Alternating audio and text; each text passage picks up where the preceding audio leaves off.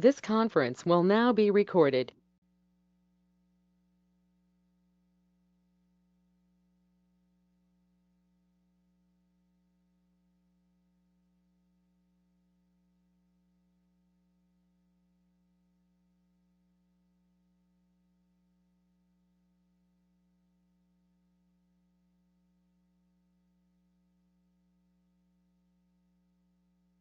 This conference will now be recorded.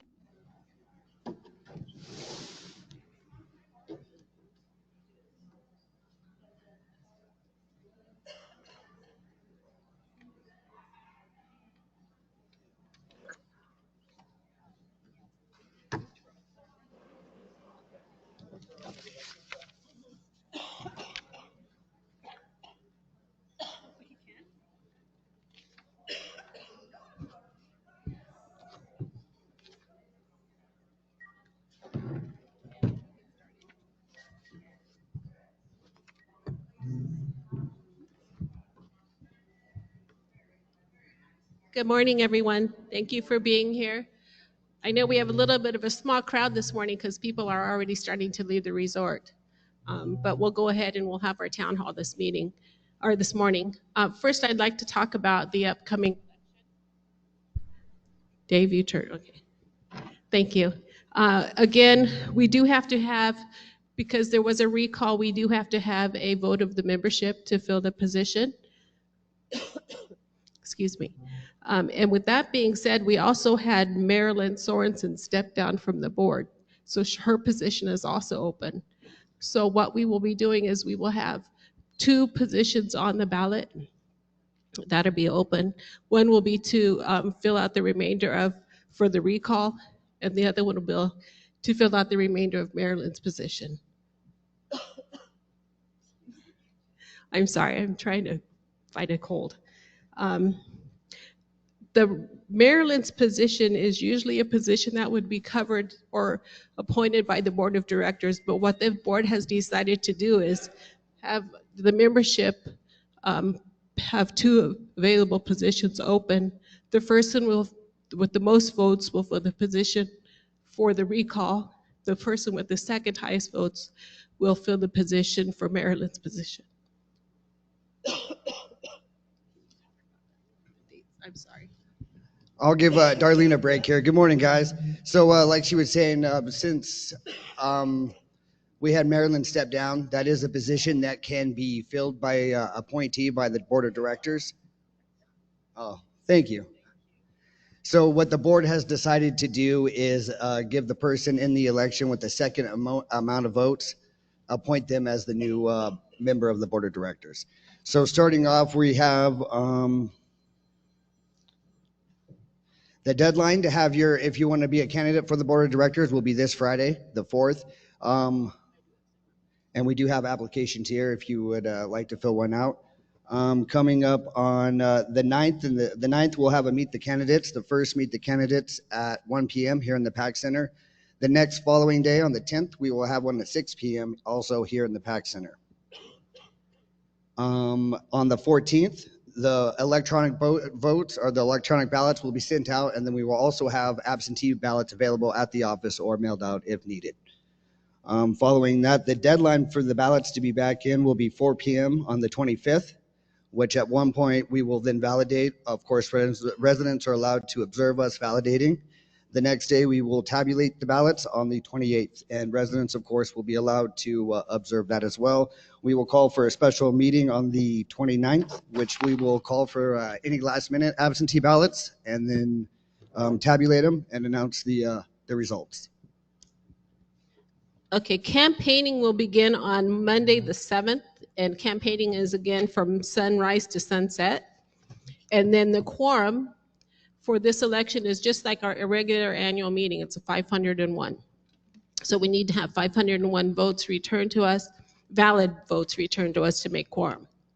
Okay, at this time, what I'm going to do is I'm going to turn it over to Thelma. She has a presentation, and then we'll open it up for questions at the end. Hi, everyone. I'm sure most of you know me. I'm Thelma with Activities. And this past week, Jill and I received an email that was actually a scam email. So I thought it'd be very wise to kind of go over a few scam things. So if Dave will put that up on the, I'm going to sit down while we talk, but it's all about keeping you guys safe and knowing what the scams are and how they can really suck you in without you realizing it. So the first thing that we got was an email, and it was from one of our, let me see, it was from one of our residents here, and it said, I trust you're well. Please let me know when you get this. I'm unable to speak over the phone due to serious throat pain. There is something I need you to help me with. So it was responded back, what can I help you with? He said, I want to get an Uber Eats gift card by email on Amazon, but I can't do this now because all my efforts purchasing it online proved abortive. Anyway, and he went on to say why he needed it. The thing that stood out to me also was the first email that was sent from Comcast.net, which is the real email from one of our residents. But the one that was responded back to us was Outlook.com.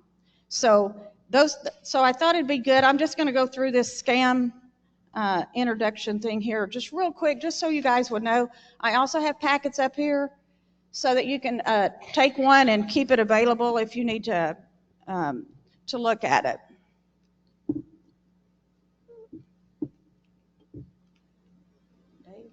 Oh, oops. Okay. So these are just some common scams targeting our seniors. Phone scams could be the IRS, Social Security, Medicare, fraud. So just be aware when you're answering the phone. Ask who they're with. Call them back if you need to. Just don't, some of these things, they just want you to keep talking to them and they'll tell you how urgent everything is.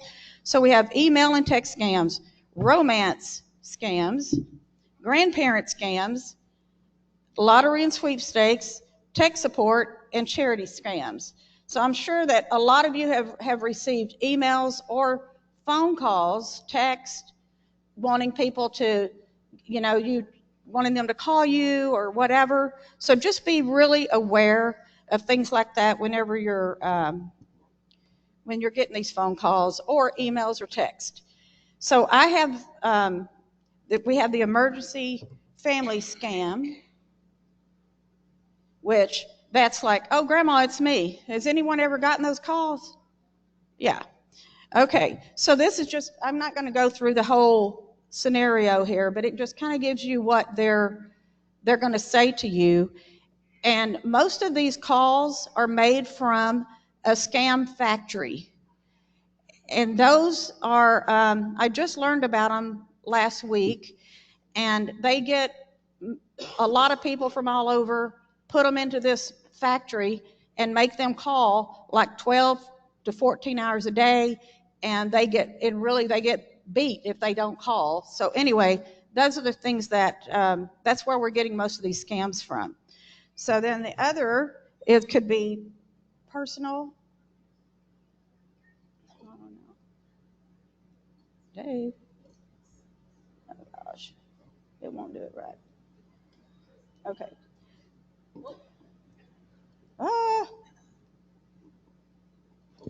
Go back. Okay, personal or financial information scams, and those are ones where they're wanting you to, they tell you that somebody drew money out of your account, you need to give them your account number. Don't ever give your account number over the phone. So, and then we have the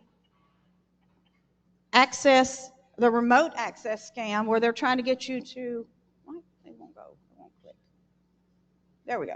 So then that way they want you to, they'll tell you that we're from Microsoft and there's been something happen to your computer, you need to let us in. When you let them in, they're going to take over your computer.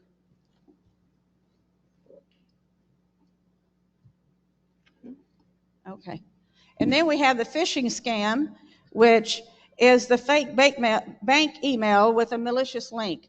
Don't ever click on those links. When somebody gives you an email. Make sure you call your bank to see if they are sending you any information. Huh? Okay.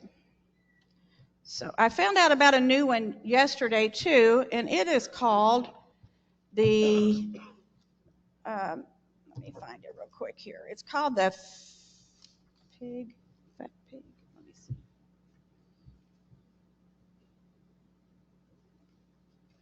It's called the pig butchering scam. I'd never heard of it before, but this is this is the where they start talking to you and they want to make a relationship with you, and they get you to send them money, and so then they say, oh, well, I'll match it this much, and it's like an investment type of scam. And the reason it's called pig butchering is because they're fattening up the pig and then they take all your money. So that one was pretty interesting, I thought. So the red flags of a scam is unsolicited calls, emails, or messages. Pressure to act quickly. They say, if you don't do this, like I've been getting them on my phone, says that I've went through a toll booth. I haven't been through a toll booth. So, you better pay it now or you're going to, we're going to send somebody after you. The pressure to act quickly. Requests for money, gift cards, or wire transfers. Threats of arrest, fines, or loss of benefits. And they use poor grammar or strange email addresses or unofficial websites. So those are things just to be aware of whenever you're looking at your emails and everything. So how we're going to protect ourselves is we're going to verify before acting. Don't do things right away. Hang up and call the real organization. If they say they're from your bank, hang up and call your bank. Never share your personal information. Never give them a bank account. Never give them your social security numbers, those kinds of things. Don't click on unknown links. That's real important. And use strong passwords and use strong passwords and then a two-factor authentication if you need to.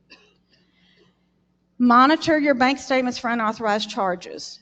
And sometimes that happens even if you don't even have anybody calling you or whatever. There'll be somebody that just puts an unknown charge on your in your bank. Support suspicious activity to the FTC, local police, or banks. Then we have what to do if you get scammed.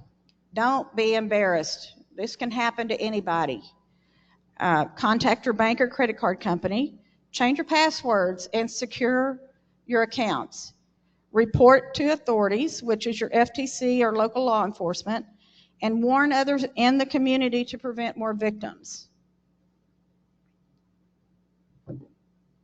So I've just given you a few resources here. The Federal Trade Commission, the AARP Fraud Watch Network, local law enforcement, Better Business Bureau. Those are things you can reach out to if you get any of these unsolicited calls or they're trying to scam money out of you.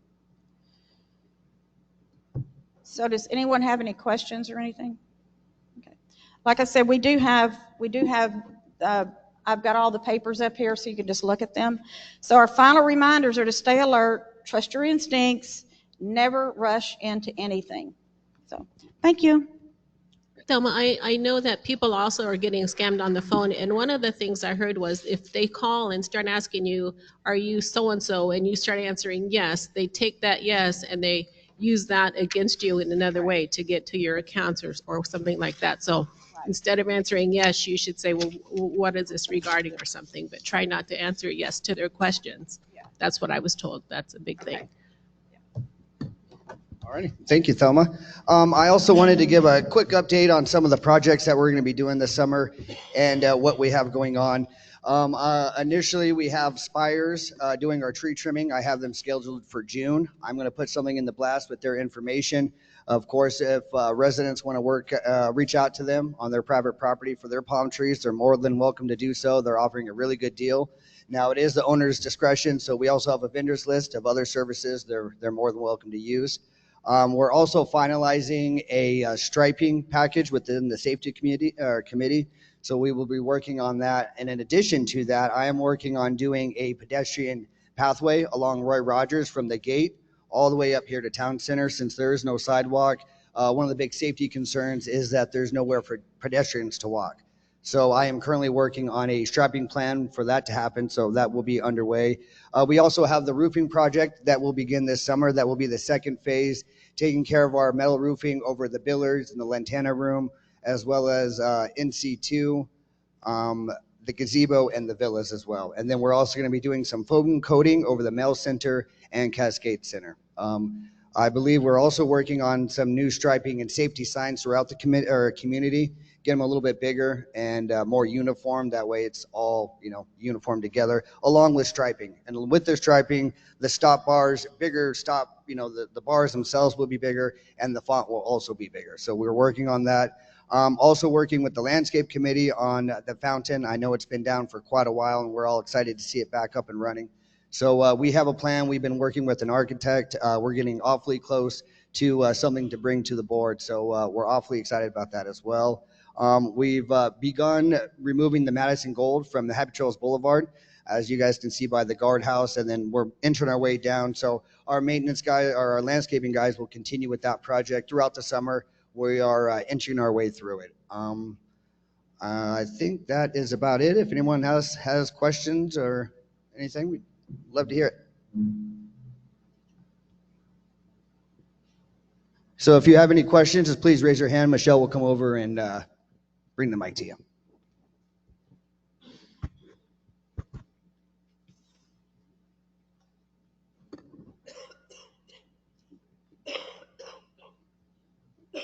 Can we also get a walking path or something on Dale Evans? I was walking on Dale Evans in bright daylight, and this guy saw me. He was in a go-kart, and he basically came towards me, like face to face, and I ended up having to step off into the golf course over by Cascades to not be hit. I mean, we need something there too. I mean, we really do. I totally agree, and that is part of the striping plan that we're working on within the safety committee. The pedestrian path we're doing is more of a test strip to make sure it works and it does everything we require to do. And if it's successful, then yes, the idea is to implement more pedestrian pathways. See if anybody else has questions that she'll ask later.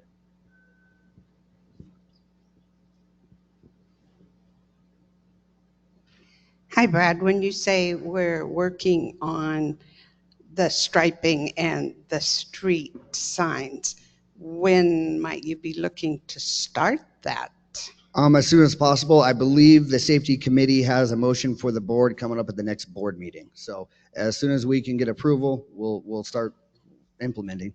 When's the next board meeting? Next Thursday. Okay.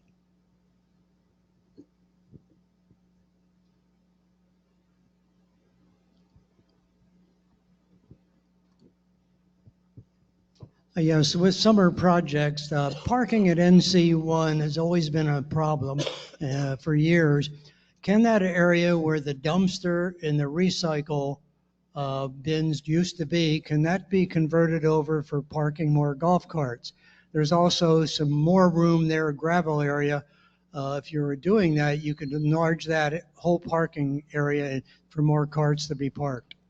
Yes, we are. We in the BGM are currently working, or have been working on an idea to get some more parking over there. Absolutely.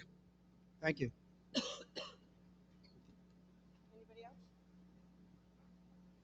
Any other questions?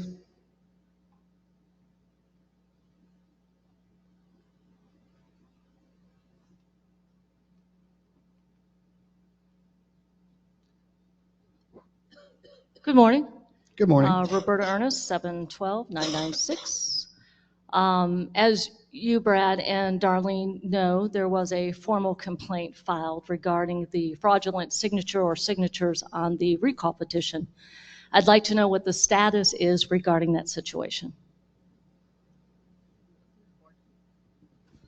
There's no status. The board agreed to move forward with the recall, if you recall at one of the executive meetings. Okay, so I'm And that's- referring to the forgery. What is the status in looking into that situation? That was already looked into when we determined that it was someone's signature that did not sign it, and we removed it from the petition. So what I'm hearing, because we know that John Wilkie came into your office and confessed that he had actually forged that signature on the petition that was signed and or was filed with Lisa Day in your office. So you're telling me you're perfectly okay with a member in this association committing a forgery act and Excuse me, allowing no, that? I didn't say I was perfectly okay with that. I said your board agreed to go forward with the recall.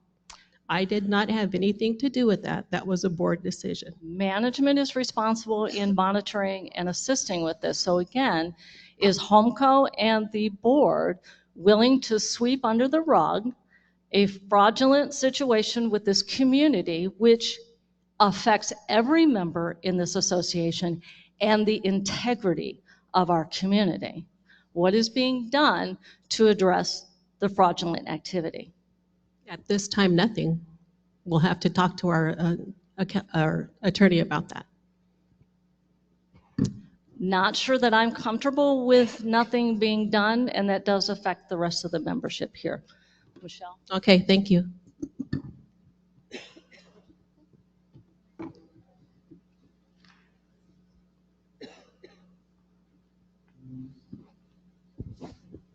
Yeah, Steve Funk from Lot 1600. This fraudulent activity on this recall, I have some real questions on this as well. I don't know that the board of directors is responsible for that. HomeCo's responsible to manage any of these votes, and this affects everybody's vote in this community. Were the police involved? Were the police contacted about forgery? No, the police were not involved. So again, there was a fraudulent signature. We looked into it. We verified that there was the one. We brought it to the board with all the information we had. The board then voted to continue with the recall, knowing with the one fraudulent signature. And so they just took out. We support the board in their decision. So they took out one vote. Correct. Just one fraudulent vote. Was there any work done to see if there were other fraudulent votes, or did that just get overlooked? Well, we validate all the votes, and there was one fraudulent signature that was found. That's not acceptable at all. I also have another question as well, and it has to do with the finances of Happy Trails here.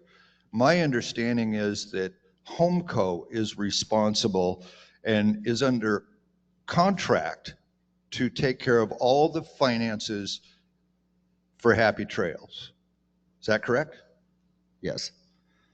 When might the Happy Trails HomeCo step up there and let the public know that they're responsible for the finances, not the board of directors? It's not the board of directors' responsibility to handle the finances. It's HomeCo's responsibility. So HomeCo is looking into the financial aspect and the issue of what is happening throughout the community, and they are trying to come to a conclusion on how to handle that. So that is being worked on. Once we get the information, it will be brought out to the membership. Okay, because the membership needs to know. Exactly.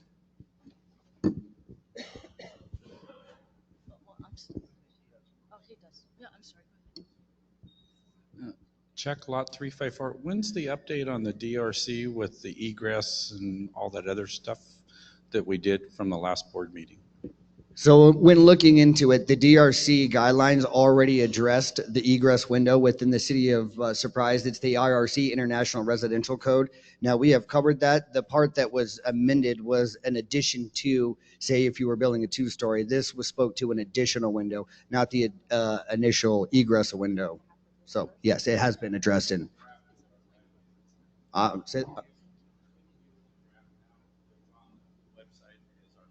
Correct. It was approved. Yes. Okay, Roberta Ernest, 712-996. Just a point of order. When you're validating, and you both stated, when you validate the petitions, you do not validate signatures. That's how it was missed in the first time. You validate name against lot number. Correct. Okay, so I just want to make sure to answer Steve's question, there's no validation of signatures to the lot. Thank you.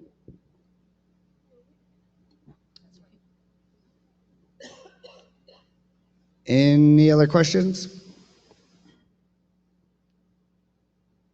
We got. Sorry, I didn't see your hand. Wrangler and Powderhorn, we used to have a stop sign. When you turn Roy Rogers, go left, we used to have a stop sign. The other stop signs are back. Is this process you're doing with new signs going to give us back a stop sign there? Correct. Okay, Correct. I just want to make sure. Yes, absolutely. Thank you. Anything else? Nothing else. We really appreciate you guys coming in, asking your questions, and being involved. You know, if you're here through the summer, we'll be seeing you. And if you're not, safe travels, and we'll see you next season. Thank you guys very much.